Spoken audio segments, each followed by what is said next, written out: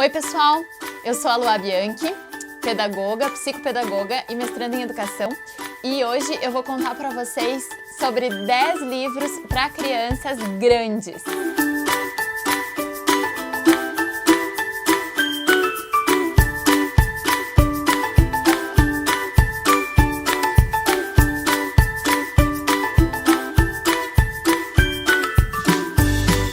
Todo mundo já tá careca de saber sobre os benefícios da leitura para as pessoas.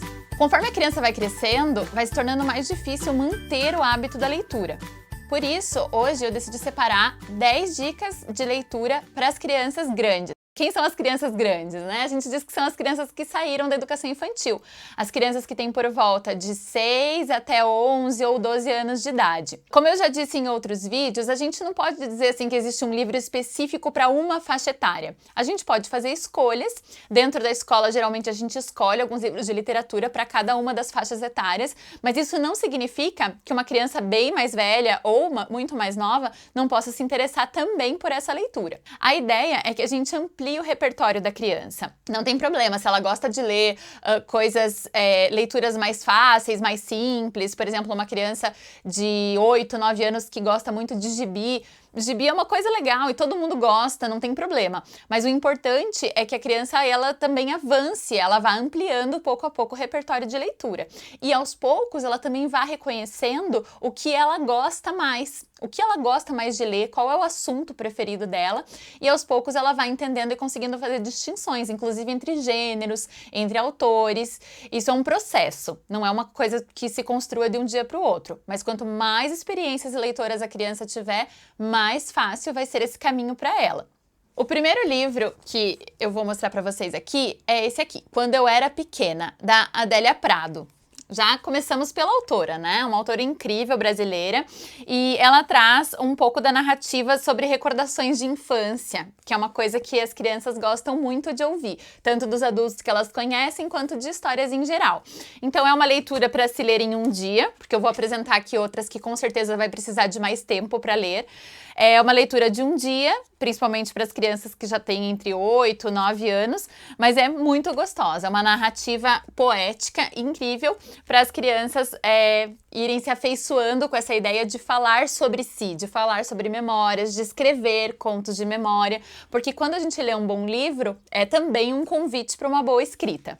O segundo livro é Contos Tradicionais do Brasil para Jovens, do Luiz da Câmara Cascudo, também um autor brasileiro lá do Rio Grande do Norte. Os contos dele são contos para todas as idades também, e as crianças de 9, 10 anos costumam gostar muito. São contos um pouquinho mais elaborados, as crianças pequenas nem sempre entendem e às vezes ele usa um vocabulário um pouco mais amplo, mais voltado mesmo para as crianças mais velhas. Tanto que esse aqui diz para jovens, mas é para as crianças grandes também.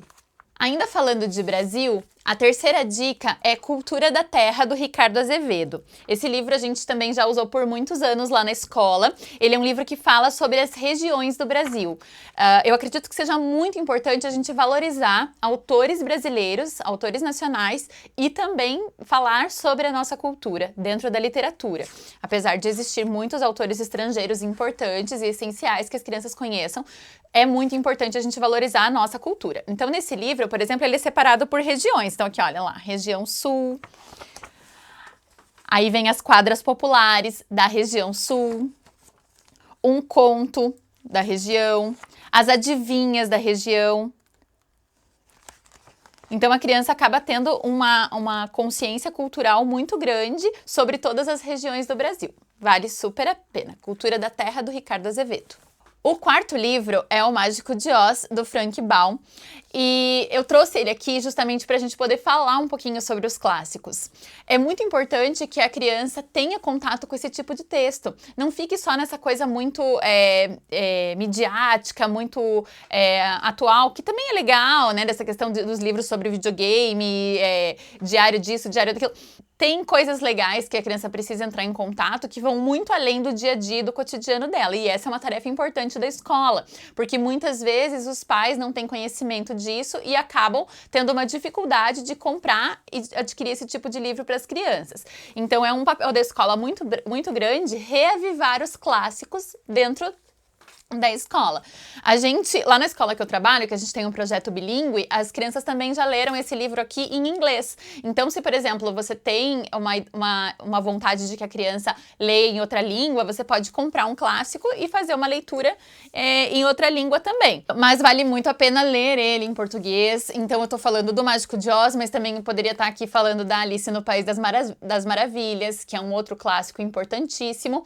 E os contos tradicionais, os contos clássicos que eu falei num outro vídeo também, que também era para todas as idades, Branca de Neve, Rapunzel, todos esses outros contos. É muito interessante que a criança releia. O Mágico de Oz, eu acredito que seja um dos que mais mexe com a fantasia, com o imaginário infantil, e não tem quem não goste. Falando ainda sobre clássicos, a indicação número 5 é as histórias de Shakespeare. Aqui eu tenho o Hamlet, que é uma das peças mais famosas do mundo. E é muito interessante que a criança conheça. Romeu e Julieta, existem muitas versões também para crianças. Eu acho que esse é um trabalho incrível desses autores de trazer a literatura clássica para o contato infantil e infanto-juvenil. Então existem muitas histórias diferentes acessíveis para as crianças. É claro que aqui não está a história completa, a peça completa do Hamlet, são partes muito bem colocadas, por sinal, nessa versão da Companhia das Letrinhas, do Andrew Matthews. Com certeza, entrar em contato com esse tipo de texto, a gente pensa, a criança vai achar chato. Olha, garanto que não. Lá na escola, a gente colocava para as crianças Dom Quixote para elas lerem no primeiro ano, com 6 aninhos, recém-alfabetizadas. E a gente tinha muito sucesso nessa leitura, as crianças costumam gostar muito. Eu acho que é até uma forma de a gente acabar desmerecendo mesmo o intelecto e a curiosidade da criança quando a gente acha que elas não vão gostar dos clássicos. Mas claro que tem que ser os clássicos voltados para a faixa etária mesmo. O livro 6 é A Cinderela Mudou de Ideia, da Nunila Lopes Salamero.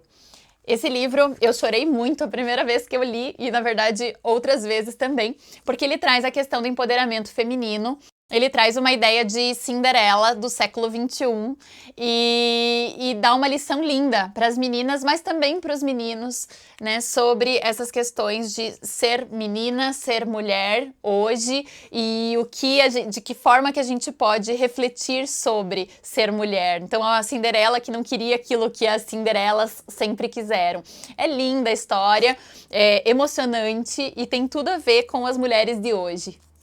O livro 7 é Era Uma Vez um Tirano, da Ana Maria Machado. Eu adoro esse livro, acho ele inclusive super atual, né, porque ele trata essa ideia do déspota, da tirania, de um governante que não escuta. Então, era uma vez 3 crianças que só queriam rir, brincar, se divertir, tudo que havia sido proibido em seu país. Então, pensa como isso impacta a criança quando ela começa a ler. Então, tem uma lição de vida muito grande aqui dentro que traz já uma ideia de política para a criança e democracia e tudo mais.